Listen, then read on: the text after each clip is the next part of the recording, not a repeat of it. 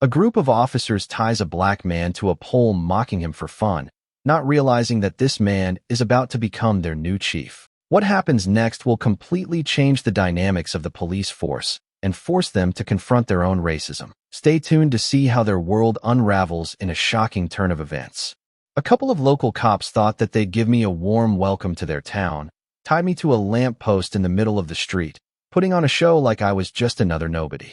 Little did they know who they were really messing with, or how this would blow up in their faces.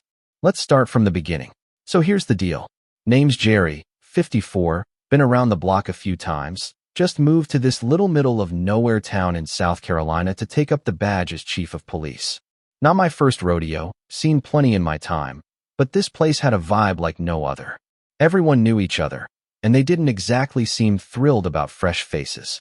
It didn't take long to notice the cops around here seemed to enjoy keeping their own rule book, if you know what I mean. First day, before reporting in, I thought I'd take a stroll, see what I was dealing with. So there I was, blending in with my worn-out cap and an old jacket, just another guy on the street. Walked into this local cafe, the kind of place that looks like it's been around longer than me. The second I stepped in, I felt a dozen eyes on me. You know, the classic "you don't belong here" vibe. Two cops sitting in the corner were laughing their heads off about something, but I could tell I was the punchline. They kept sneaking looks my way, sizing me up like they had already decided I was a nobody worth ignoring, or worse, worth messing with. Their badges practically sparkled in the dim light, but their manners not so much. I ordered a coffee, played it cool, just to see how they'd react. I didn't plan on revealing who I was just yet. No, this was a recon mission. But then, just as I took my coffee to go, one of them barked at me from across the room. "Hey, old man, you lost or something? 'Cause you sure don't look local." I half turned, kept my expression blank. "Just passing through," I replied, though clearly they weren't buying it. One of them, tall guy with a smug grin, shot back. "Well, maybe keep passing.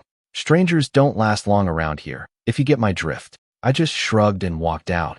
But believe me, I could feel them watching every step I took down that street. Something told me my new job was about to be way more than just paperwork and meetings. Next morning, I decided to go for a run just outside of town, clear my head and get a feel for the place. Fresh air, a little peace, nothing out of the ordinary. About halfway through, though, I heard the sound of a patrol car pulling up alongside me. Yep, it was those same two from the cafe, Ty and Ron, the dynamic duo.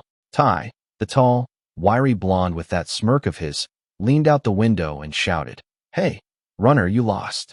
The way he said it, you'd think I'd just run onto some private property with a no trespassing sign slapped across my forehead. His partner, Ron, a bulky guy who looked like he could bench press half a car, chimed in.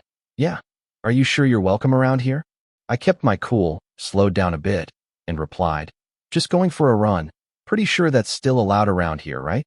Ron shot me a grin, one of those smug "I know something you don't" kinds of looks. Allowed?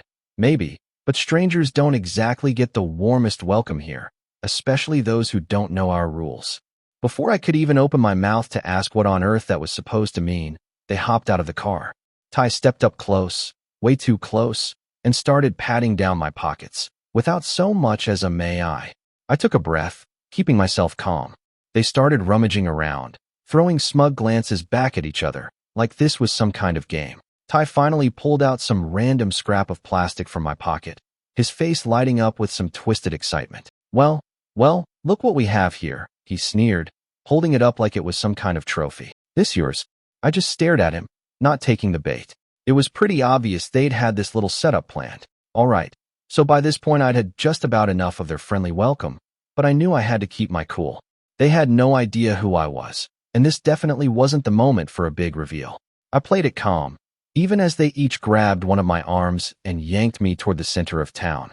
No explanations, no questions, just dragging me along like I was some lost pet they'd found roaming the streets. They hauled me right over to this big lamp post in the middle of town square, where folks were milling around doing their usual morning routines. A few people stopped, curious. Others didn't seem surprised at all, like they'd seen this kind of scene before. Ty and Ron looked like they were putting on some sort of twisted show, cracking jokes like they were at a comedy club. "Ladies and gentlemen," Ty announced with a mocking bow, "we got ourselves a real big city troublemaker here." Ron, playing along, added, "Yep, Think he's got a few tricks up his sleeve, or maybe in his pockets. They tied my hands around that lamp post, real dramatic, making sure everyone could see. Some folks started pulling out their phones. Recording like this was the highlight of their day. Others just chuckled, shaking their heads. I could see Ty soaking it all in, looking around at his audience with the smirk that made my stomach turn. He leaned in close, loud enough for everyone to hear, and sneered. Looks like we got ourselves a troublemaker, huh? Can't have people like you just walking into our town. The whole thing was beyond ridiculous, but it wasn't funny. It was disturbing. These guys were so into their act. They didn't even care how obvious their setup looked. I'd seen some low moves in my day, but this was something else. I had to remind myself to stay calm. Just let them dig their own hole. So there I was, tied to that lamp post like I was some kind of public attraction, while Ty and Ron strutted around like they just bagged the year's biggest catch. They didn't even try to keep it low-key. These guys were basking in the attention. People had their phones out, filming from every angle, chuckling, shaking their heads. Some folks even looked genuinely curious, probably wondering what the deal was with this outsider in their town. Turns out that little scene didn't stay a local secret for long. By the next morning, clips of the mysterious stranger tied to the pole were blowing up online. Comments were flooding in, and boy did the theories start rolling. Some people thought I was a drifter who'd crossed the wrong lines. Others were straight up calling out the cops, asking who's this guy, and why does he look like he's stuck in some old Wild West showdown. People wanted answers, and fast. Pretty soon local news caught wind of it. A few journalists showed up looking for their next big scoop, and they were relentless. You could see them pushing through the crowd, mics out, looking to catch a quote or two. One of them even cornered a bystander, asking, "What did this man do? Did anyone see him commit a crime?" The response was a shrug and a muttered, "Beats me. Looks like the cops are just having some fun." Meanwhile, Ty and Ron were still riding their high, pacing around like they owned the square. They'd pose, crack jokes, make a real scene of it, like they were local celebrities. If only they knew how fast the story was spiraling out of their control. Watching it all unfold, I couldn't help but feel a spark of anticipation. They were giving me exactly what I needed, setting the stage perfectly without even realizing it. The spotlight was on, and soon enough the real show was about to start.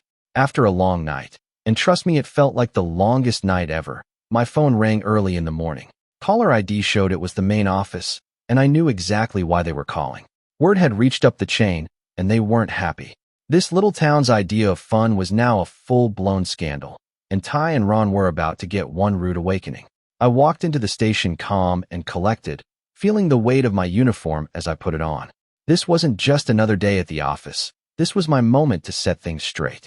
With my badge gleaming and my uniform crisp, I made my way to the main hall. You could almost hear the tension building up in the air, like the calm before a storm. And just as expected, in walked Ty and Ron, laughing about some inside joke, not a care in the world. They hadn't even bothered to check who I really was. They just assumed I was some nobody they could mess with. But the second they spotted me standing there in full uniform, they froze. I could see the shock spreading across their faces, slowly transforming into something that looked a lot like panic. I let the silence stretch, watched them squirm, their eyes darting around like they were searching for an escape. Finally, I broke the silence, keeping my voice calm but firm. "We've got ourselves a situation, gentlemen," I started, looking them dead in the eyes. "And you're both right in the middle of it." The color drained from their faces as they processed what was happening. This was a scene they hadn't scripted, a game where they had no control. Ty stammered something, trying to come up with an excuse, but I raised a hand to stop him. "Save it, Ty," I said, my tone cold. "I've seen enough to know exactly what's been going on here." I took a step closer, looked Ty and Ron square in the eyes, and asked, "So what? Neither of you recognized your new chief?" The room went dead silent. You could practically feel everyone holding their breath, like they were watching a slow-motion train wreck they couldn't look away from. A few of the other officers started glancing at each other wide-eyed, finally putting two and two together. Ty and Ron, though, they stood there frozen, trying way too hard to look confident, but their expressions were giving it all away. They were cornered, and they knew it. I pulled out my phone and hit play on the video, their little performance from yesterday, complete with all their smirks and mocking comments. I held it up for the whole room to see. In case anyone here is confused, this is what went down.